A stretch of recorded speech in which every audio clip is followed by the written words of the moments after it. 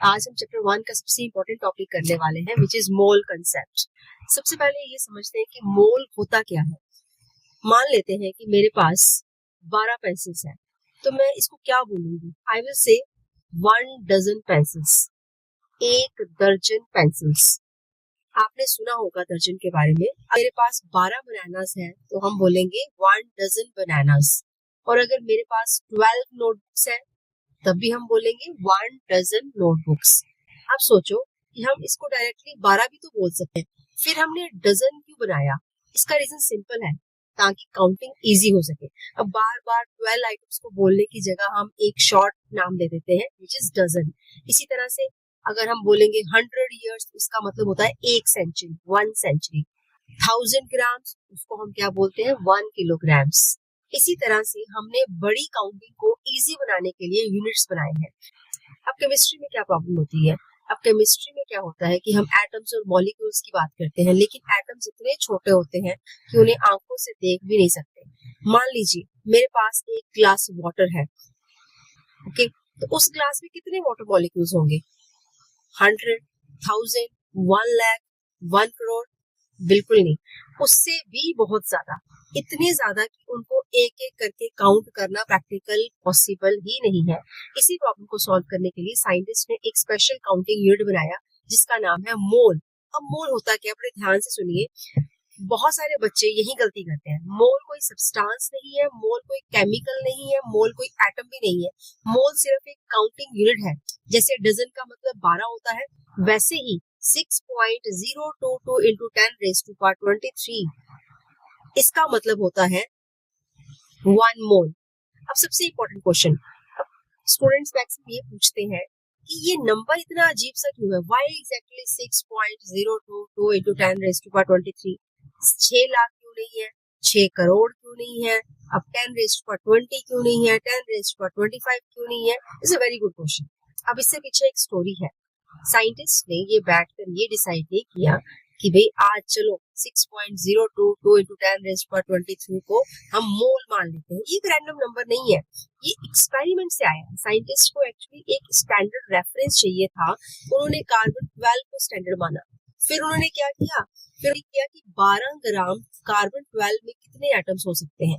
बड़ा carefully measurements और calculations की गई। उसके बाद हमें रिजल्ट मिला कि 12 ग्राम कार्बन 12 एटम में approximately 6.022 into 10 raised to power 23 atoms होते हैं।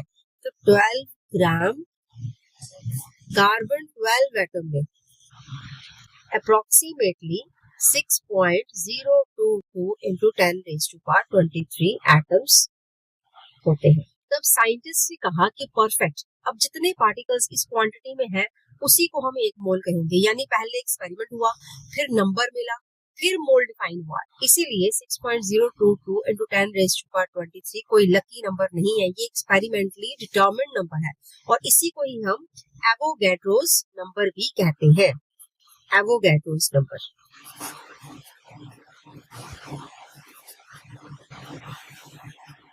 सो डिफाइन करते हैं what is a mole. A mole is the amount of substance containing 6.022 into 10 raised to power 23 elementary particles which can be atoms, molecules or ions. अब Avogadro's constant की value क्या होती है? Na 6.022 into 10 raised to power 23 per mole. 1 mole is equal to 6.022 into 10 raised to power 23 particles, where particles कुछ भी हो सकते हैं। वो पार्टिकल्स एटम्स भी हो सकते हैं, मॉलिक्यूल्स भी हो सकते हैं, आयंस भी हो सकते हैं, इलेक्ट्रॉन्स भी हो सकते हैं। एटॉमिक मास समझते हैं। What is atomic mass? अब यहाँ पे एक और क्वेश्चन आता है कि हम कहते हैं कि हाइड्रोजन का एटॉमिक मास 1 है, कार्बन का एटॉमिक मास 12 है, ऑक्सीजन का एटॉमिक मास 16 है। ये आता कहाँ से है? अब रियल प्रॉब्लम क्या होती है कि एक एटम का एक्चुअल मास बहुत ही छोटा होता है, इतना छोटा कि उसको ग्राम में लिखना बहुत इनकन्वीनियंट हो जाता है। फॉर एग्जाम्पल, अगर मैं एक हाइड्रोजन एटम का एक्चुअल मास लिखूं तो बहुत सारे जीरो आ जाएंगे। इसलिए साइंटिस्ट ने एक नया स्केल बना दिया। जैसे डिस्टेंस के लिए हम मीटर यूज करते हैं, वैसे एटम्स के मास के लिए हम एटॉमिक मास यूनिट यूज करते हैं, जिसको हम शॉर्ट में बोलते हैं यू। सो एटॉमिक मास क्या होता है? सिंपल लैंग्वेज में एटॉमिक मास बताता है कि एक एटम कितना हैवी है। As compare to standard reference. जैसे कि हम स्टैंडर्ड रेफरेंस हर बार क्या लेते हैं, कार्बन 12 को, हम कार्बन 12 को स्टैंडर्ड रेफरेंस मानते हैं। अब साइंटिस्ट ने कार्बन 12 को रेफरेंस माना, कार्बन 12 को एग्जैक्टली 12 यूनिट्स दिए।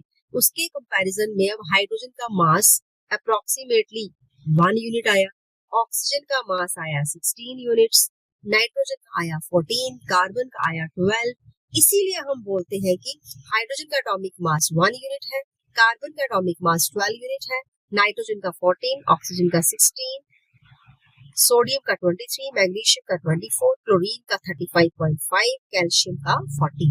So what is the definition of atomic mass? Atomic mass of an element is the mass of one atom expressed in atomic mass units.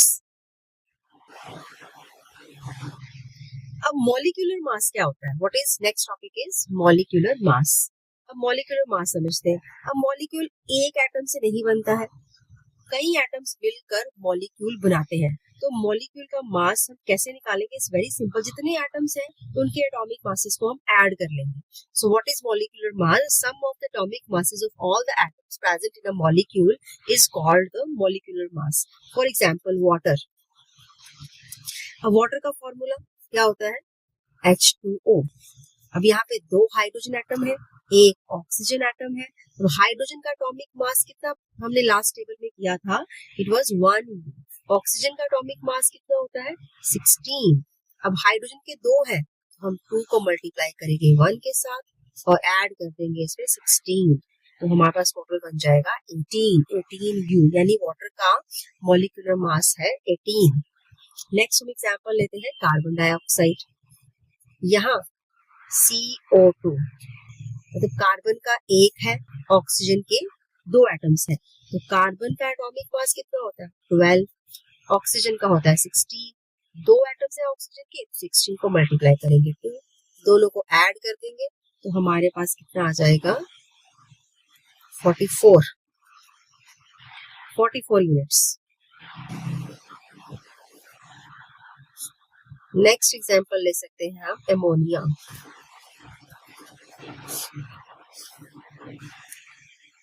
Ammonia का formula है NH3। Nitrogen का atomic mass हमारे पास होता है 14, hydrogen का 1। अगर हम इसको एक्सप्लेन करेंगे तो हमारे पास नाइट्रोजन 1 है, 14 plus 1 into 3 which comes out to 17 units. हमने यहाँ तक एटॉमिक मास और मॉलिक्यूलर मास समझ लिया। अब next topic is molar mass. What is a molar mass? अब मोलर मास समझ लेते हैं। हमने अभी वाटर के मॉलिक्यूल का मास निकाला था, if you remember what was that? H2O, 2 into 1 plus 16 that is equal to 18। अब हमने कहा था कि वाटर का मॉलिक्यूलर मास कितना है? 18 यूनिट्स। अब क्वेश्चन आता है कि लेबोरेटरी में क्या हम 18 यूनिट्स वे कर सकते हैं? इसको हम क्या वे कर सकते हैं, नाप सकते हैं? अब क्वेश्चन आता है कि क्या हम लेबोरेटरी में 18 यूनिट्स को वे कर सकते हैं? बिल्कुल नहीं, क्योंकि लेबोरेटरी में हम ग्राम को वेट करते हैं। जो बैलेंसेस होते हैं लेबोरेटरीज में, जो वे करते हैं चीजें, वो ग्राम में रीडिंग देता है, किलोग्राम में रीडिंग देता है, यू में रीडिंग नहीं देता। यू इस पे रीडिंग नहीं देता है। What is the definition of molar mass? Mass of 1 mole of a substance is called the molar mass. हम ऑलरेडी जानते हैं, हमें पहले से ही पता है कि 1 मोल water, that means 6.022 into 10 raised to power 23 water molecules। अब सोचो कि एक वाटर मॉलिक्यूल का मॉलिक्यूलर मास 18 यूनिट है। एक वाटर मॉलिक्यूल का एटॉमिक मास कितना है? 18 यूनिट्स। और ऐसे ही 6.022 into 10 raised to 23 मॉलिक्यूल्स का टोटल वेट कितना होगा? अब एक्सपेरिमेंट में पता चला कि इट इज 18 ग्राम्स। इतने वाटर मॉलिक्यूल्स का वेट जो हमने निकाला, दैट इज 18 ग्राम्स। अब इसका मतलब ये है कि एक मोल वाटर में 18 ग्राम होते हैं। इसी 18 ग्राम को हम कहते हैं molar mass. is called as the molar mass of water. Simple definition, mass of 1 mole of a substance is called the molar mass. अब यहाँ पे एक चीज नोटिस करने वाली है कि जितना किसी का मोलिकुलर मास, अब वाटर का मोलिकुलर मास भी 18 होता है, मोलर मास भी 18 है। कार्बन डाइऑक्साइड का हमने पिछले लेक्चर में मोलिकुलर मास भी 44 निकाला था, मोलर मास 44 है। ऑक्सीजन का हमने मोलिकुलर मास निकाला था 32, 16 into 2, राइट, 32। जैसे वाटर का हमने निकाला 2 into 1 plus 16, 14 plus 2 into 16। Oxygen का निकाला 16 into 2, 32। ऐसे ही हमने इसका निकाला 14 into 2, 28। नाइट्रोजन का हमने निकाला 14 plus 3 into 1। ये भी सेम, मॉलिक्यूलर मास और मोलर मास दोनों सेम है।